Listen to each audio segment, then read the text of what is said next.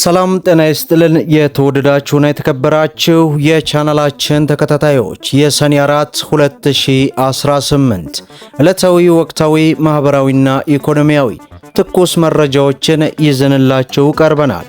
በቅድሚያም ዋና ዋናዎቹን በማስቀደም እንጀምራለን። ከቤት ግንባታ ጋር በተያያዘ በመላው ሀገሪቱ ላይ ተግባራዊ የሚደረግ አዲስ ሕግ ወጥቷል።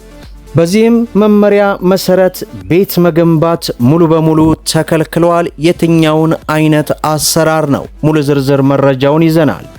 በሌላ በኩል የአዲስ አበባ ከተማ አስተዳደር ከዛሬ ጀምሮ መስጠት ስለመጀመሩ ይፋ አድርጓል። ምንድነው? ይህንንም እናደርሳለን።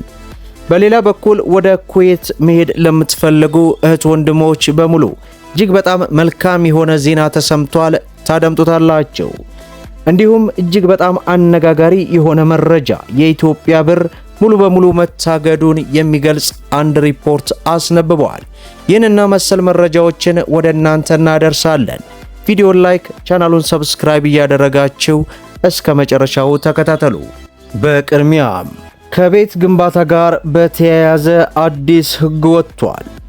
አሁን ላይ ተፈጻሚ የሆነው በአንድ ክልል ላይ በቀጣይ ደግሞ በሁሉም ክልሎችና ከተማ አስተዳደሮች ላይ እንደሚተገበር በትላንትናው ዕለት ይፋ ሆኗል። የደቡብ ኢትዮጵያ ክልላዊ መንግስት የከተማና መሰረተ ልማት ከተሞችን ለማዘመንና ከአካባቢ ጥበቃ ጋር የተጣጣመ አረንጓዴ ኢኮኖሚያዊ ለመገንባት አዲስ ጥብቅ መመሪያ አስተላልፏል። ደብዳቤው ከደረሰበት ቀን ጀምሮ በማንኛውም ማዘጋጃ ቤት በኩል የጭቃ ቤት ግንባታ ፍቃድ ሙሉ በሙሉ መታገዱን ገልጿል። በእንጨትና ጭቃ ግንባታ ሳቢያ የሚመጣውን የደን መመናመን ለመግታት እንዲሁም የአየር ንብረት ለውጥን የሚያስከትለውን የድርቅና የጎርፍ አደጋ ለመከላከል ታስቦም ነው ተብሏል። ማንኛውም ግንባታ ከተማውን በሚያዘምን ደረጃውን በሚጠብቅ መልኩ ግብይቶችን ማለትም በብሎኬት በጡብና በተሻሻለው የቴክኖሎጂ ውጤቶች ብቻ መከናወን እንዳለባቸው በመግለጽ ከዚህ በኋላ የጭቃ ቤት ግንባታ የሚባል ነገር እንደሌለ ሙሉ በሙሉ ውሳኔ ተላልፏል። በሌላው መረጃችን ወደ ኩዌት መሄድ ለምትፈልጉ መልካም ዜና ተሰምቷል። ኩዌት ከኢትዮጵያን ጨምሮ ከ10 ሀገራት በላይ የቤት ሰራተኞችን ለመቅጠር ፍቃድ መስጠቷ ተገለጸ። የኩዌት የሀገር ውስጥ ሚኒስትር የቤት ሰራተኞች ቅጥርን የሚቆጣጠር አዲስ መመሪያ ማውጣቱን ዘገባው ጠቅሶ በአዲሱ መመሪያ መሰረት ኩዌት ከኢትዮጵያና ከኤርትራን ጨምሮ ከ10 ሀገራት በላይ የቤት ሰራተኞችን ለመቅጠር ፍቃድ መስጠቷ ተገልጿል። የተፈቀደላቸው ቀሪዎቹ ሀገራት ደቡብ አፍሪካ፣ ቤኒን፣ ፊሊፒንስ እንዲሁም ህንድ፣ ቪየትናም እና ሴኔጋልም ይገኙበታልም ተብሏል። እነዚህ ሀገራቶች ሌሎቹ የወንድም ብቻ እንደሆኑ የተገለጹ ሲሆን የቅጥር ሂደቱን ይበልጥ ቀልጣፋ ለማድረግና ማመልከቻዎች በየጊዜያቱ በሚገኙ የአገልግሎት ማዕከላት በኩል እንደሚስተናገዱ የሀገሪቱ ባለስልጣናት ማስታወቁን ቲክቫ ኢትዮጵያ ደርሶናል። በሌላው መረጃችን የአዲስ አበባ ከተማ አስተዳደር ከዛሬ ጀምሮ መስጠት መጀመሩ ተገለጸ። የአዲስ አበባ ከተማ አስተዳደር አሽከርካሪዎችና ተሽከርካሪ ፍቃድና ቁጥጥር ባለስልጣን አገልግሎቱን አዲሱን የተሽከርካሪ ሰሌዳ ከዛሬ ጀምሮ መስጠት መጀመሩን ገለጸ።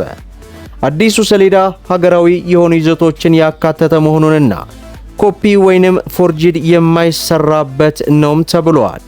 የአዲስ አበባ ከተማ አስተዳደር አሽከርካሪና ተሽከርካሪ ፍቃድና ቁጥጥር ባለስልጣን አገልግሎቱን ለማዘመን ቁጥጥሩን ይበልጥ ውጤታማ ለማድረግ የተለያዩ ስራዎችን እየሰራ እንደሚገኝም አስታውቋል።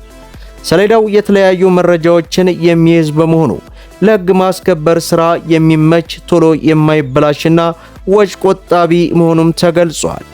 አሁን ተግባራዊ ለማድረግ እየተሰራ ያለው አዲስ ለሚገዙ መኪኖች አገልግሎት የሚጀምር መሆኑንና ከዚህ በፊት ሰሌዳ ለሌላቸው አገልግሎቱ በቅርቡ ይጀመራል ማለቱን በዚህ ሰዓት ዘገባው አስነብቦናል።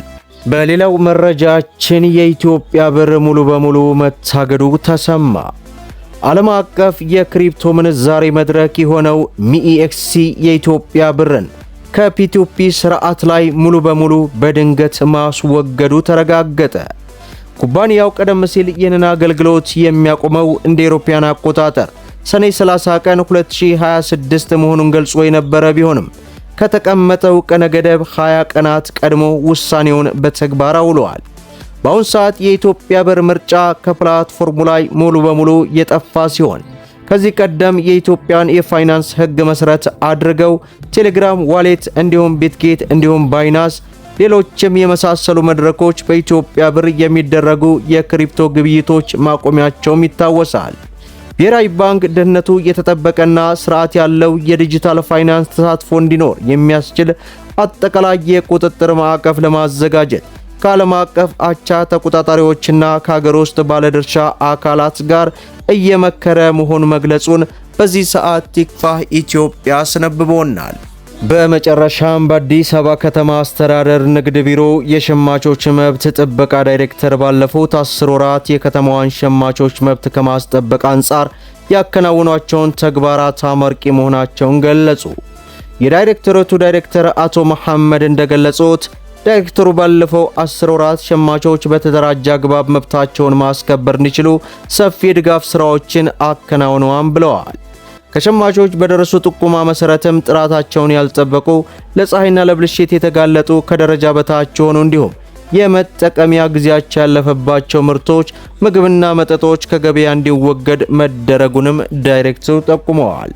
ቢሮው በአዋጅ በተሰጠው ስልጣን መሰረት በ8588 ነጻ ስልክ መስመር በደረሰ ጥቆማ መነሻ በማድረግ እርምጃዎች መውሰዱን ያመላከቱት አቶ መሐመድ በቅዳሜና እሁድ ገበያዎች ላይ ሲንቀሳቀሱ በነበሩ 40 ነጋዴዎችና ከገበያ ትስስር የመውጣት ወይንም የማስወጣት ስራም ተሰርቷል ብለዋል።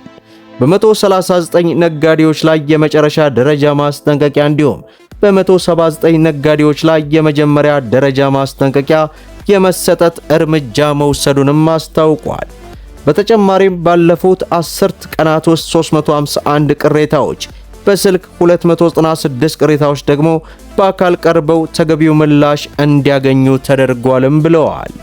ዳይሬክተሮቹ አሳሳች ማስታወቂያዎችንና የሸማቾችን መብት የሚጎዱ ተግባራትን ለመከላከል የጀመርነውን ቁጥጥር አጠናክሮ እንደሚቀጥል አቶ መሐመድ አለበው ጨምረው መግለጻቸውን በዚህ ሰዓት ያገኘነው ሪፖርት ያመላክታል።